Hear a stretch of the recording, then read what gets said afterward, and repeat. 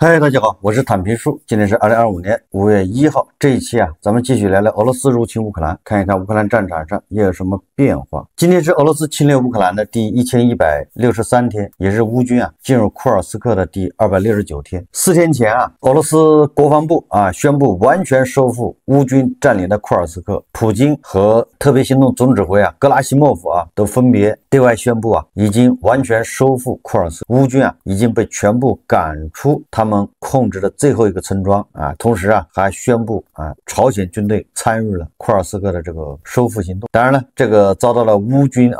乌克兰的总参谋部以及乌克兰总统泽连斯基的这个反驳，并称乌军并未从库尔斯克撤出，还在库尔斯克别尔格莱德执行任务。4月27日，俄军前线军官接受俄罗斯媒体采访时承认，库尔斯克部分边境地区仍在乌军手中。这个咱们也说过了这个恐怕是考虑到马上要停火，5月8号这个俄罗斯的胜利日要这个吃大席为了营造这么一个环境更主要的是不希望这个莫斯科到时候遭到轰炸，也是让那些俄罗斯到莫斯科参加这个红场阅兵式胜利日纪念活动的这些国外政要不要害怕。所以这个恐怕是出于这些政治需要，普京格拉西莫夫他们就上演了这么一出收复了库尔斯克的这么一个仪式。这个是一种政治需要这个也像印度动不动到了关键的时候就是像什么节日献礼献礼工程，这个大家都懂所以说收复库尔斯克也是像这个俄罗斯胜利日的一个献礼工程，但注定是个烂尾工程，因为纸是包不住火的。乌克兰武装部队总司令报告说尽管占领者高调宣布停火，但敌对行动的强度仍在加剧。他说敌人正集中主要力量攻击波克罗夫斯克方向。他表示缺乏战役和战术前景没有阻止俄罗斯人，他们正试图到达第聂伯罗彼得罗夫斯克地区的行政边界。为此，俄罗斯指挥部每天都会派遣新的部队投入战斗。谢尔斯基补充道尽管敌人不断施压并试图突破，但他们仍然不断遭受损失并撤退，火力破坏了敌人的整个战斗队形。根据乌克兰方面说法前线总共记录了178次战斗。库尔斯克的俄军被打得鬼哭狼嚎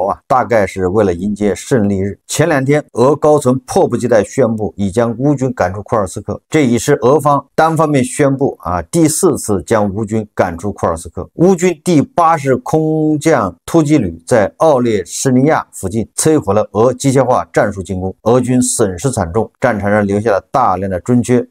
装甲车、滑板、摩托车。乌军甚至还击毙了车臣的阿赫迈特特种部队第4旅的指挥官，叫乌姆哈诺夫，让俄军完全收复库尔斯克的报道不攻自破。4月29日，俄罗斯军事博客声称，乌克兰军队继续在库尔斯克州的边境地区开展行动。俄罗斯军事博客作者声称乌克兰军队在波波夫卡附近格雷沃伦区，就是别尔格莱德城市以西以及库尔斯克别尔格莱德边境地区发动了反击。据报道，4月28日至29日夜间，乌克兰军队袭击了位于夏诺夫格罗德州的俄罗斯空军基地和炸药工厂。俄罗斯媒体阿斯特拉4月29日报道称乌克兰安全部门和俄罗斯救援部门的消息人士称，乌克兰无人机袭击了萨瓦尔斯莱卡空军基地和位于杰尔任斯克的国有斯维尔德洛夫工厂，该工厂生产工业炸药。阿斯特拉报道称，至少有1架乌克兰无人机袭击了该空军基地，2架无人机袭击了炸药工厂。夏诺夫格罗德州州长格列布尼基金4月29日声称，俄军击退了乌克兰无人机对该州2个地区的袭击。每日快报报道说乌克兰的海王星岸舰导弹系统于当地时间晚约21时左右正中俄罗斯南方之都的新罗西斯克港的炼油厂，现场熊熊烈火燃烧，乌云笼罩。在炸弹爆炸前，俄罗斯的媒体及民众都目睹了导弹划过天际，随后正中炼油厂，并引发一连串的爆炸。此外，一名政治评论家在其 X 上补充，就连俄罗斯的罗斯托夫也受到轰炸，蘑菇云清晰可见。一连串的轰炸，一片片的蘑菇云，可见所谓的特朗普24小时解决俄乌战争的荒唐至极。乌俄和平协议看似遥遥无期啊，也就是双方啊继续大打出手啊。4月30日的消息啊，乌克兰武装部队正在第聂伯河右岸集结兵力。尼古拉耶夫地下组织协调员谢尔盖·列别杰夫透露了这一消息。根据这个列别杰夫介绍啊，他说米克拉耶夫定期有小公共汽车开往赫尔松方向，几乎每天都有一列小火车开往斯尼格里耶夫卡和巴什坦卡方向，同时还有人从乌曼、克里维赫和其他方向开来公共汽车和火车，在米克廖夫州的巴什坦卡运输工具在亚夫基诺村附近卸货，然后设备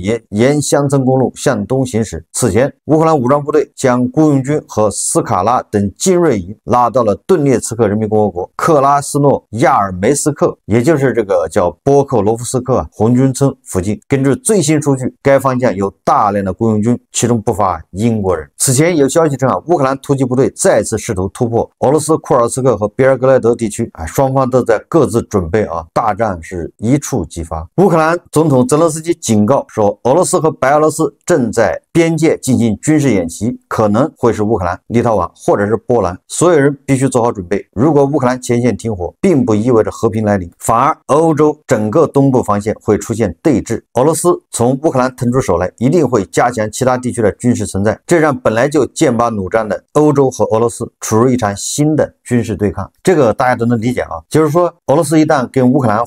缓解这个压力减轻，那么俄罗斯一定会在别的地方再施加压力，因为他那么多军队、那么多人、那么多军事工业，他得找个地方对着，跟乌克兰达成和平协议，那么他在别的方向上，对吧？一定会派更多的部队，不管进攻不进攻吧，放在那儿，那你波兰、波罗的海三国、芬兰，你都受不了啊。按照泽连斯基的说法，很有可能啊，俄罗斯要跟白俄罗斯要搞事。根据这个俄罗斯防空网的说法啊，说乌克兰可能在5月9日发动大规模无人机袭击。分析人士称啊，乌克兰军队可能正在策划对俄罗斯领土发动最大规模无人机袭击之一，袭击时间定在5月9日，即胜利日。袭击目标很可能包括别尔格莱德、库尔斯克、布良斯克等边境城市以及莫斯科，这引发了莫斯科对基辅企图破坏纪念伟大卫国战争胜利80周年庆典活动的严重关切。俄罗斯人为什么有这个想法和这个担忧呢？这个跟泽连斯基最近的表态也有关系啊。在2025年4月29日晚间的这个发言中啊，乌克兰总统泽连斯基啊，他说现在俄罗斯担心自己还能不能举行阅兵式。泽连斯基说啊，这个担心没错，但他们真正应该担心的是战争至今仍在持续，必须结束这场战争。你看啊，泽连斯基说的这话是绵里藏针啊，是带着威胁的。也就是说，俄罗斯人害怕，对吧？能不能举行这个阅兵式，也就是害怕阅兵式遭到乌军的轰炸，不就这意思吗？然后泽连斯基说啊，担心没错，因为啊，战争仍在持续啊，你普京你想停火3天，你要办大事，你要吃席啊，你就让乌军停火，凭什么听你的？泽连斯基提出了啊，现在就停火，一停30天，但是俄罗斯那边不同意，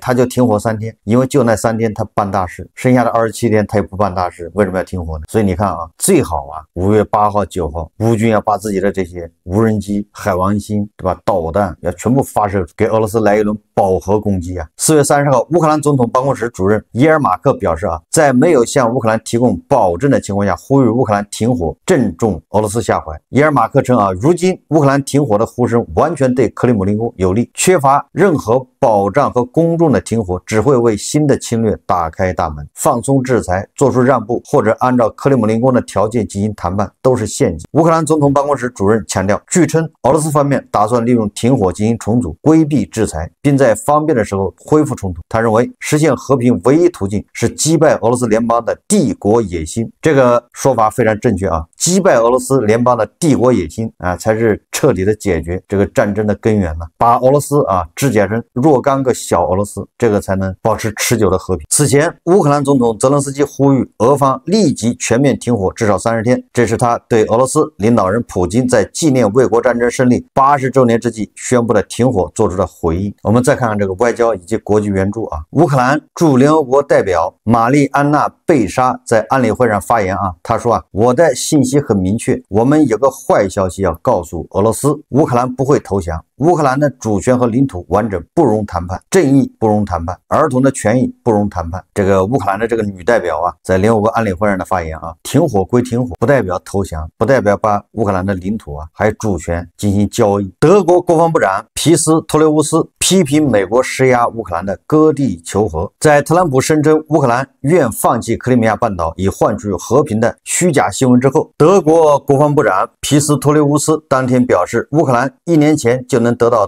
特朗普提议中所包含的内容，这无异于投降，我看不出有任何价值。他还说美国要求乌克兰向俄罗斯割让领土的要求太过分，他建议乌克兰绝不能答应美国的要求，让侵略者以武力掠夺领土的行为得逞，给现行国际秩序造成颠覆性的破坏。特朗普的停火计划实质上就是让乌克兰割地求和。皮斯托雷乌斯最后强调啊，无论美国未来是否援助乌克兰，德国都将在新政府的领导下继续支持乌克兰，因为这符合德国自身的国家利益。关于普京提出的胜利日停火72小时啊，这个美国人是什么态度？昨天美国总统特别代表凯洛格啊，也就是乌克兰问题的特别代表啊，凯洛格拒绝了普京宣布的3天停火提议，并表示美国希望实现长期停火，也就是你特朗普啊不想被普京耍了。这个特朗普、卢比奥、万斯都已经表现出那种疲倦了，不想再斡旋了，对吧？欧乌双方都不搭理他，不听他的，对吧？准备撂挑子。就在这个时候，这个普京啊又来劲了。他前面是什么？复活节是不是？停火1天30个小时。这一次他说这个是胜利日，我停火72小时。你看像不像这个特朗普这边要放弃，他那边马上老乡别走，这回咱们玩真的。特朗普厌倦了，确实心累啊。所以这个凯洛格啊，他拒绝了普京宣布的3天停火提议，并表示美国希望实现长期停火。你别耍了。凯洛格在评论最近几天和平谈判的进展时表示他相信美国在乌克兰问题上处于相当有利的地位。他对普京提出的5月8日至10日停火计划做出回应说3天的停火是荒谬的。这位特朗普特使表示，他赞成在海上、空中、陆地和基础设施上全面停火至少30天。你看他这个说法跟泽连斯基说法就一致了，至少先停火30天，然后可以延长停火期限。4月30号，这个美国国务院发言人布鲁斯表示他说美国可能会放弃其在实现俄罗斯与乌克兰和平进程中的调解人角色。他在简报会上援引国务卿卢比奥的话，宣布了美国参与解决俄乌冲突的最后通牒。布鲁斯说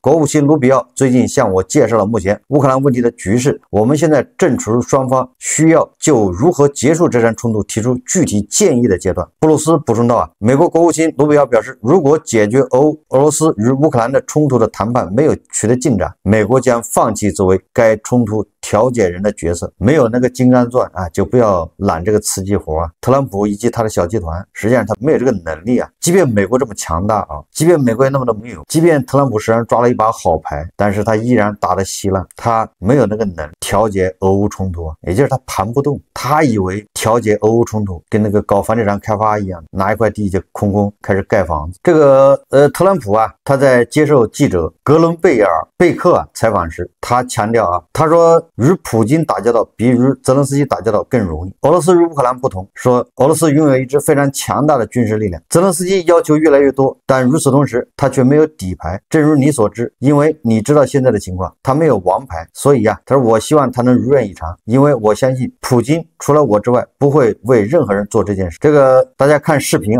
And remember this, I say it here, I say it every time. This is Biden's war, not my war. I'm just trying to end it. And I'm actually ending it, yes, for money, but I'm not ending it for that, number one. I'm ending it because they're losing 5,000 people a week. Young soldiers are being killed, Russian and Ukrainian both. But in the end, Russia has a lot of soldiers, and they have a very big military. And things were said, like when Zelensky was in the Oval Office, I was talking about getting it done, and he starts screaming, but we need security, meaning security after the fact. I said, security? I don't even know if we can get this deal done. He's asking for more, just more and more and more. And he doesn't have the cards, as you know, because you see what's happening over there. He doesn't have the cards. So hopefully he's going to get it done, because I don't believe that Vladimir Putin would be doing this for anybody else but me. A lot of people have said it too. I think he had the idea of going all the way through. I think he's willing to make a deal. And I would say thus far, he's been easier to deal with than Zelensky. 这个特朗普还说啊，他相信俄罗斯总统普京调解乌克兰冲突的愿望。这个特朗普甚至大言不惭地说啊，因为俄罗斯总统普京尊重他，俄罗斯不会占领整个乌克兰。特朗普在接受美国广播公司采访时说啊，我想就这么说吧，他尊重我，所以我相信，因为我的缘故，他不会占领整个乌克兰。尽管他做出过这样决定和选择，也就是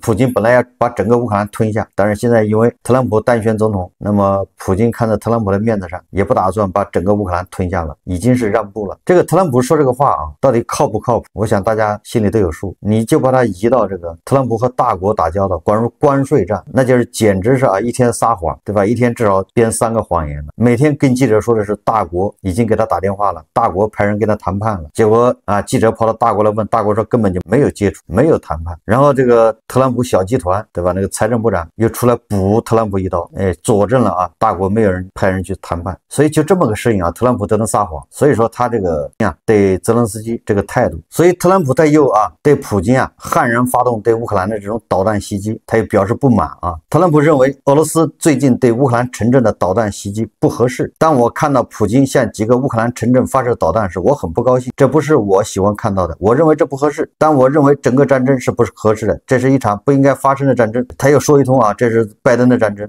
这是拜登无能，如果我要再当总统，那么这个战就打不起来，你就是那一套然后他在接受大西洋月刊采访的时候，他又说如果有必要，我将站在乌克兰一边，但泽连斯基方面却不一定如此。他说我们之间从来没有怎么发生过良好的化学反应，也就是特朗普说的他跟泽连斯基打交道比跟普京打交道累。这当然了，泽连斯基没有什么好谈判的，领土不能让，主权不能投降，而这个普京跟特朗普为什么跟普京打交道愉快对吧？普京先是巴结他，给他戴高帽子，给他请最好的画家给他画那个肖像，完了之后特朗普说的一切他都同意，只不过后面会加一个小条件，对吧？一切普京都是顺着特朗普说你说的对，你高瞻远瞩，对吧？你是指明了方向，但是我普京总是对吧有原因，所以他停火搞到现在2个月了，对吧？他第一次跟俄罗斯在沙特会谈到现在有什么进展吗？每次都说跟普京谈得特别好，没有任何进展，就说明普京把特朗普耍得团团转，特朗普还自己不知道，特朗普还觉得跟普京打交道，普京特别诚实，普京这个有诚意要停火，他不知道人家在耍他。到特朗普这儿，对吧？特朗普到泽连斯基那就是逼他投降，那人家怎么投降，对吧？你给普京的都是胡萝卜，你给泽连斯基的都是大棒，那当然跟普京打交道显得感觉好一点。根据英国《泰晤士报》4月29日报道，英国向其欧洲盟友提议向乌克兰派遣一支由6.4万名士兵组成的援乌部队。《泰晤士报》称其罕见获悉欧洲各国防长和军方高层会谈在制定援乌支援联盟计划的谈话内幕。英国国防参谋长拉达金曾询问欧洲同行，如果俄乌达成和平协议，欧洲方面是否愿意集结一支由6.4万名士兵组成的部队，并将其派往乌克兰。英国愿意向乌派遣多达1万名士兵。看这英法已经铁定了心要组建这个维和部队。4月29号消息说，芬兰总统斯图布表示芬兰曾有过对苏联让步的经历，他担心乌克兰可能会陷入类似的境地，失去部分主权和领土。据《纽约时报》报道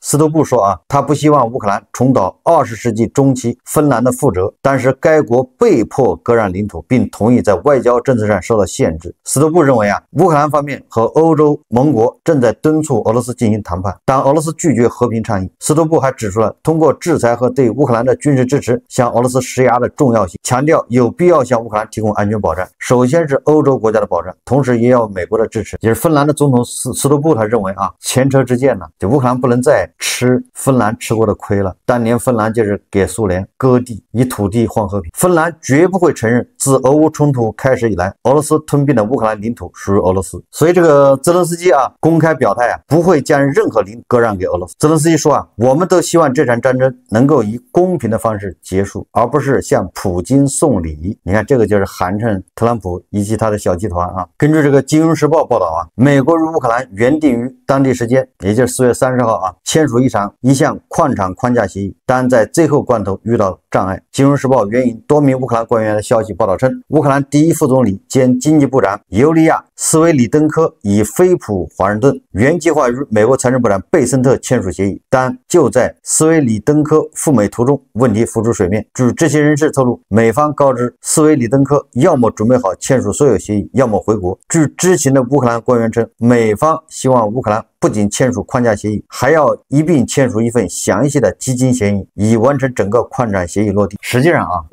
这个美国和乌克兰的这个矿产协议啊，在没有美国给乌克兰提供安全保障的情况下签这个协议啊，纯粹是乌克兰人拖延时间，对吧？如果美国人不愿意提供安全保障，那乌克兰根本就没有必要跟他签这个协议，你爱签不签，对吧？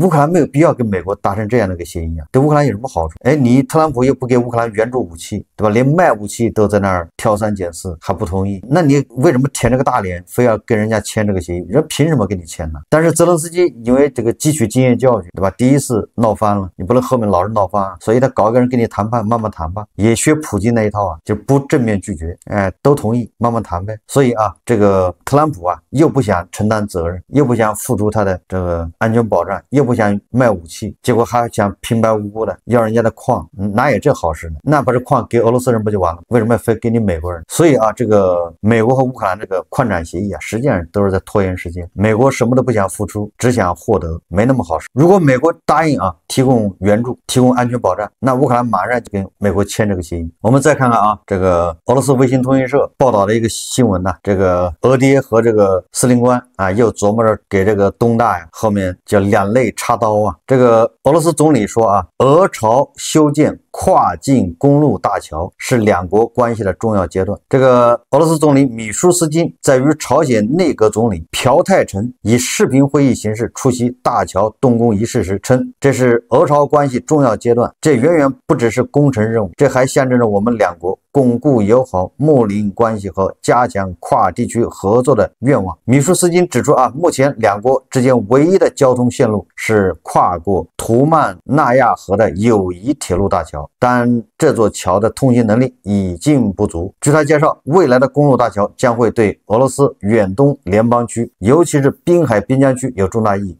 目前，俄罗斯和朝鲜之间仅有一条铁路大桥和航空交通，公路大桥将增加货运量和客运量啊。公路大桥总长包括那个引桥啊 4.7 公里，桥梁本身长度1公里，俄方长度424米，朝方长度581米，桥宽7米，有2车道，修建时间1.5年。大桥旁边开设公路边境口岸。这个修大桥我不太懂啊。这个首先一个叫图曼纳亚河，就是啊，咱们叫图们江上，咱们啊那个吉林啊，离图们江出海口只有15公里不到，但是你就是出不去，为什么呢？因为上面修了一个俄朝铁路桥。这个我记得是去年，对吧？地保老人到大国来访问的时候，拍着胸脯啊，说要跟司令官协商，对吧？要解决图们江出海口问题，到现在没有下文。胡一进老师啊，还有加州老师这些头部黄额也不追一追啊，对吧？也不问一问俄爹到底是怎么想的，这个搞到哪一步了？结果啊，前面铁路桥你还没拆呢，后面修个公路桥，就问你服不服？我记得前一阵子传言不是修新的铁路桥吗？这回你看啊，俄罗斯人变得快，修公路桥